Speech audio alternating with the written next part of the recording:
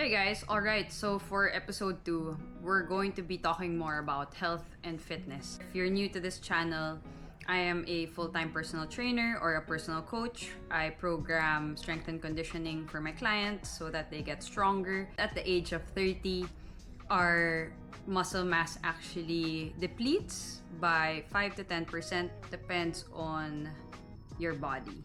I've been an advocate for strength and conditioning.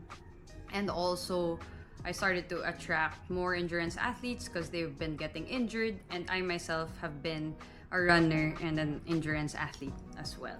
Through the years in my coaching journey, I actually had a shift towards how I saw health and fitness. These are the things that I learned, and I wanted to share it with you so that you could see the shift of how I actually started to see and understand health and fitness. Fitness was always known for the fad diets. You know, it was all there: intermittent fasting, keto, green juices. All those things, I actually tried them out. The reason for that was because after college, when you're done with your student athlete career, and imagine your training load, training every day from Monday to Saturday, the training load goes all the way down. If you're spending, let's say, 1,000 calories in a workout times 7, times 6, and then your activity levels just slowly goes down just because you're finally in off season and you're done with college. So your body just goes on haywire, and that's why swimmers or my teammates, it was easy for us to gain weight. And that's when I started to lose my self-confidence. I felt frustrated because I knew that the concept of being fit and healthy was when I was training constantly, every day, just trying to get, I was a swimmer, just trying to get the laps in. But also at the same time, I was also really burnt out. So there was that thought that I wanted to get my fitness back. And also, I caught myself. The reason for staying fit and wanting to stay fit was because there were moments where I came across groups of friends who actually wanted to try a certain diet. No rice diet, no bread. For some, they wanted to eat just fruit. And there was no scientific evidence. For some people, it was because they saw it on a TV show, or they wanted to look a certain way. For example, the Victoria's Secret angels walking on the runway, looking very hot. But realistically, is that achievable? And with that concept, especially for women, we have this ideal. I don't know about you guys. If you ever had the ideal body in mind. But for me, all I knew was that if I was fast, I was fit. If I had abs, I was fit. And fit, it was always paired with being healthy, if that makes sense. So I started to scroll on social media, try to understand and get the answers from there. And you can see like the culture is really different because everyone's prescribing different workouts, from yoga to Pilates. Oh, this is the best workout to get your abs. It was there on the internet. The best way to get abs, or the best way to get faster, the best way to get toned. It was all there. Even like, that was women's health, the articles that I was checking. And it just frustrated me because at the end of the day, I was running. Those are my off-season post-student athlete life. I was pacing for Nike Run Club, and so I was running roughly 20 kilometers in a week, and still I couldn't achieve my goal weight, or the just feeling good generally in my body. And I also went through this program where it's called Wild Fit by Mind Valley. And yeah, there's a lot of cleansing and you try things out. There's no rice, no meat, just this certain green juice. And then also intermittent fasting. Tried it for 1 day, 2 days, 3 days, starved myself during the pandemic just to try it out. I mean, it's crazy, but that's the best way for me to learn is if I apply it to myself, see if it works, and feel frustrated times 10. And then, I don't know, like, I was just feeling really lost. And I did not understand health and fitness because it was very, very frustrating. So I don't know if you ever felt that way, especially for women, because a lot of people would comment about how you look, family members, if they see you during the holidays. Oh, tumaba ka. In English, it just means, hey, hey, you gained weight. In a nice way, they would say that. And it just hurts me hearing that because I know all of my life I've been an athlete, and it just strikes me, the culture of health and fitness. It's all quick fixes, and it was surrounded with the idea or the vision that the ideal and perfect body had abs, was sexy, had really long legs, and looked like a model. Yeah. I was grateful during the pandemic when the world stopped and my friends started asking me for a program and I had no job. I told them that I can give you a workout program, but I can't promise you that it will be the best. Because honestly, when it comes to people asking me to be coached about, hey, can you help me lose weight? I'm not confident with that at all because I haven't achieved that. And my credibility just as a coach or a person is out of the window because I learn best through experience.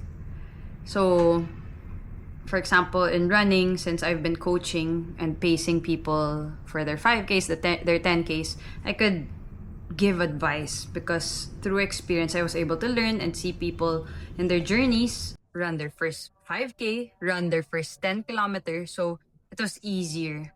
So anyway, when that started, when my friends started to sign up for that, I gave them programs weekly. And that gave me the accountability for myself na, hey, I have no job. I do want to earn, and how can I make myself a little bit more credible? And that was when I started to take my certification program. So I studied the A certification program, American Council on Exercise, on or in on exercise. Anyway, and that was a 6-month self-paced program where you learn about cardiovascular health, the muscles, resistance training. I also learned personally from different coaches who were coaching different clients and people I met on thanks to Instagram and social media because there was no other way to connect but to see other coaches posting, which I appreciate so much. As I was studying the certification program, like there was one thing that really stuck to me. Out of all of the knowledge in nutrition, in sleep, in workouts or movement, for you to become healthy and fit, rebuilding old habits took time. There are no quick fixes. That's the bloody truth that no one wants to accept. Because of course, we want things fast. Like fast food, like with the hustle and bustle of our culture here in Manila, we want things fast because we do not want to waste our time. But for example, if you do things fast, for example, the fastest diet, you do a crash diet, or you tire yourself out with a 45-minute HIIT workout, the body cannot accept that much stress. And when it reaches to the point that it's already tired, it just bounces back. Yes, you lose the weight, but it bounces back because you cannot sustain it anymore. It really starts with building simple habits. Simple habits built up over time. And it's the consistency or that willingness to be able to show up. Even if, for example, you did not show up for 3 days and you decided to just keep going back, constantly go back. In that whole process, that's where you will eventually build a routine. I'd like to think of it as like stacking blocks. You'll think of it as like a routine where, like a you've built like a solid routine or a foundation for yourself where you could say that, hey, this is my go-to routine for my health and fitness. And the examples are personally, like for example, like for movement, you do not have to sign up for a marathon just yet, but if you're coming from a sedentary lifestyle, meaning you coming from zero, no movement at all, no knowledge about health and fitness, you could actually start to pick something that is easy to do. So it for some of my clients who are just starting off, it can be walking, it can be doing yoga or stretching in the morning, as long as you build that habit of showing up for yourself. And you could start with 1 time a week, 2 times a week. And there's this article in the book of Atomic Habits where James Clear even shared an example when he was building his habit of going to the gym. He started with 5 minutes and left the gym, then 10 minutes, and eventually until he built that habit of just showing up and going to the gym. And this whole idea of or concept of building this foundation for yourself for becoming healthier and fitter, you want to be able to just do it consistently. And it's the act of even just showing up for it, changing your clothes, driving there, finding a place. It's all those logistics. That's why whenever a client signs up for a program, I ask them, what is your adherence to habits? Like, how is it like? Like, is there a resistance? I would dig and ask them these questions because at the end of the day, it's easy for me to give a program, but the challenge there, and that's where the coaching happens, is when the client decides in our the client decides to show up. In our certification program, they call it, there are different stages. There's the pre-contemplation stage, there's the contemplation stage, like they're thinking about it, but they're still dipping their toes. Even financially, it's something that you need to think about because it is a commitment.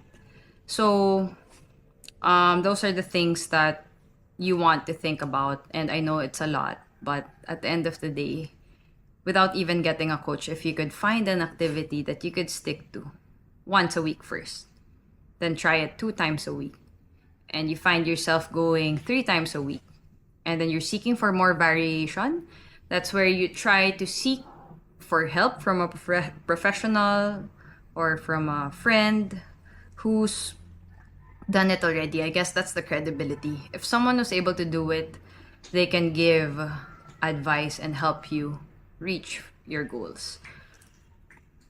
But of course, the difference with coaches, it's backed up by scientific evidence, by our certification program, so that to avoid injuries and so that you could do it for the long term. All right. So the next one is, so if movement is, for movement, my advice is for you to pick the easiest one that you could do once a week. Next is nutrition. For nutrition, you probably heard this already, but the best diet is actually something that you could stick to. Same with the values that I shared earlier. For health and fitness, there are no quick fixes. So you could start with choosing healthier options. Whole foods versus fast food. Keeping a diary where you could just write what you eat just to understand what you're eating in the past few days. And the goal there is for nutrition, is that food fuels our bodies. So with the carbs, proteins, and fats, probably even understanding what a carb, a protein, and a fat is. And that's for another video. But you just want to either switch or add. Because if you come into, for example, one day you wake up and you just want to start to devote to your health and fitness. Oh, one day, today, I decide I want to start living a healthier and fitter lifestyle. Do not deprive yourself first, because the brain is a bit tricky, because when you start depriving, you feel like it's such an effort to do it. But it's easier to add or to switch because you're still eating either way. Next is for sleep. I guess the quick tip there is you don't really have to sleep for 8 to 10 hours, but the goal here is to improve your habits. Again, anything for health and fitness, it's all habits, stacked up over time. So it's the habits that you do before you go to sleep. It can be putting away your phone by 9 p.m., hard stopping at work, and you might even, raise an eyebrow there right now, because I understand for some, your work is really hectic. But my question for you here is, every time you start to work overtime, ask yourself, with your list of priorities, ask yourself, is this a priority right now? If yes, go do it. If not, do it tomorrow. Write it down in your notebook and just keep a list.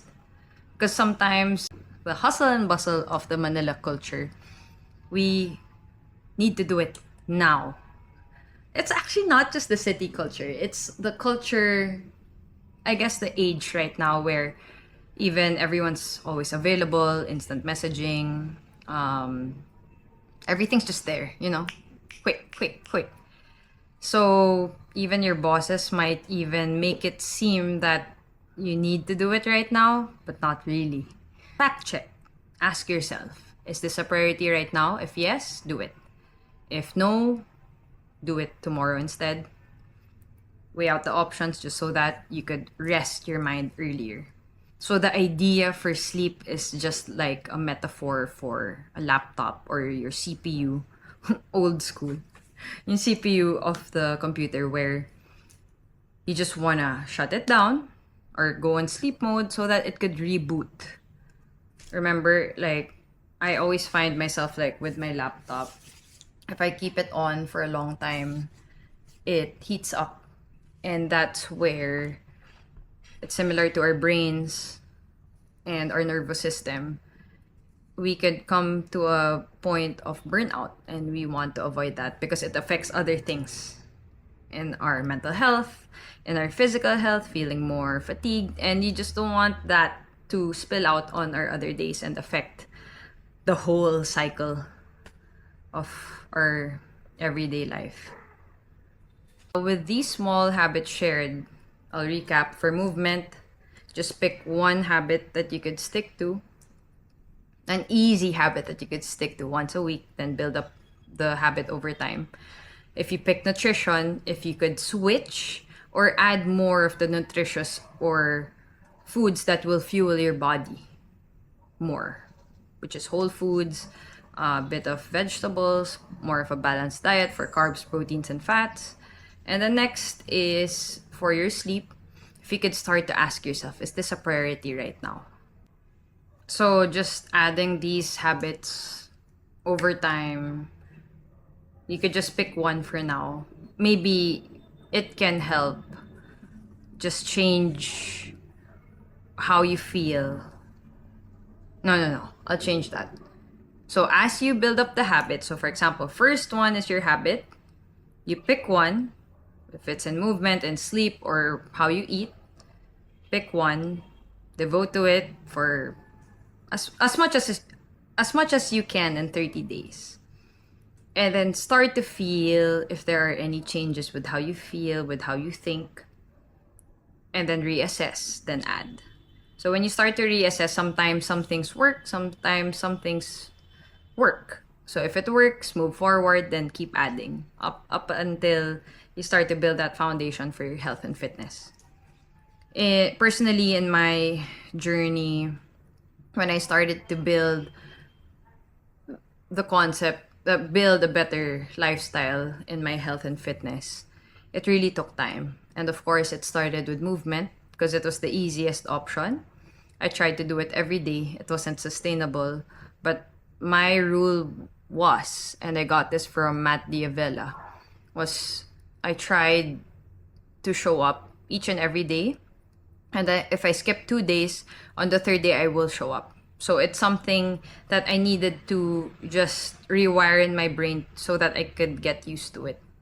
So it's really possible. Like, when I started to see that I was feeling better mentally, I could think clearer as well. That's why I also my go-to is movement and sports, because it just makes you feel alive. It makes you feel energetic in a way that I cannot explain unless you try it. I guess that's the whole journey behind this long-term pursuit of becoming healthier and fitter. It's because you want to be able to reach or fulfill your purpose in this world, no matter what it is. And for me, this is my purpose. Like, whatever I'm feeling and undergoing while I'm working on my health and fitness. And it's still a process, guys. I still eat McDonald's and it's not bad. But, I know that I could still fuel my body better. But like, in those moments where I eat McDonald's and drink Coke, I still 80% of the time choose to eat healthier and show up for myself in a way that just makes me feel good in my body. And in the past few years, in my younger years, during my 20s, when I was trying to understand health and fitness, I wouldn't have it any other way. Like, I'm grateful that I learned about those fad diets, because at least I know that I tried it. And now I know what I should avoid or what not to do and what to share to you guys. So that's it. I guess for me, for my health and fitness habits, now that I have my movement in, I'm really trying to work on nutrition. So and sleep. Those two things I need to really dial down. Like, for food, just understanding how much electrolytes do I need in a day, because my sweat rate's really high and I do endurance sports, and I've been getting headaches before, but better now because I've been also drinking more water. For sleep, it's just giving myself that hard stop. So I'm also letting you know that it won't be a straight line. Your progress will never be a straight line, and it's never linear. But it will all be worth it, because again, as long as you keep stacking up those Lego blocks, you will build a solid foundation for yourself. And the goal there is to just keep showing up again and again and again. So yeah, hope this helps, and good luck to your goals. And let me know what you think and how you're starting with your habits as well. Good luck, and I'll see you in the next video.